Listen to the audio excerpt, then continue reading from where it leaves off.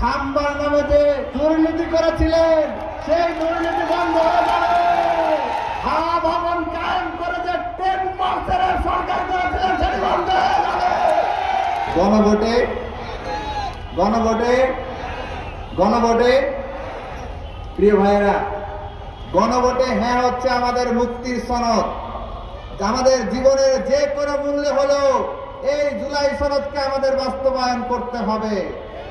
যদি আমরা জুলাই সনদ বাস্তবায়ন করতে না পারি, যদি গণভোটে জুলাই সনদ বিজয়ী না হয়, যদি গণভোটে হ্যাঁ বিজয়ী না হয়, তাহলে একটা সময় যেভাবে আজিজুল হক কলেজ থেকে বিসিএস ক্যাডার নিয়োগ হতো, ঠিক একই কায়দায় নির্দিষ্ট দলের ব্যক্তিরা পিএসসির মাধ্যমে সরকারি চাকরি পাবে। জুলাই অভ্যুত্থানের ছাত্র সমাজ আবু তাইদের উত্তরসূরিরা মেধার রাজ্যে এই ধরনের কোন ঠাই হতে দেবে না। সংগ্রামে সাথীয়া বন্ধুগণ, আমরা দেখতে পাচ্ছি কেউ কেউ একদিকে মুখে গণভোটে হ্যাঁর কথা বলছেন, অন্যদিকে তৃণমূলে ন্যায়ের পক্ষে গণ ক্যাম্পেইন চালু করছেন। এটাই প্রমাণ করে আপনারা দুদককে পকেটে পুরতে চান। দুদককে পকেটে পুরলে কি করা যাবে?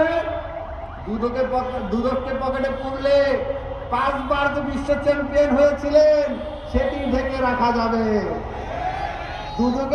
দুদককে পকেটে পড়ে গেলে কি হবে? খাম্বার নামে যে দুর্নীতি করেছিলেন সেই দুর্নীতি বন্ধ হয়ে যাবে। দুদককে পকেটে রাখতে পারলে কি হবে? হাওয়া ভবন কায়েম করে যে 10% সরকার করেছিলেন সেটি বন্ধ হয়ে যাবে।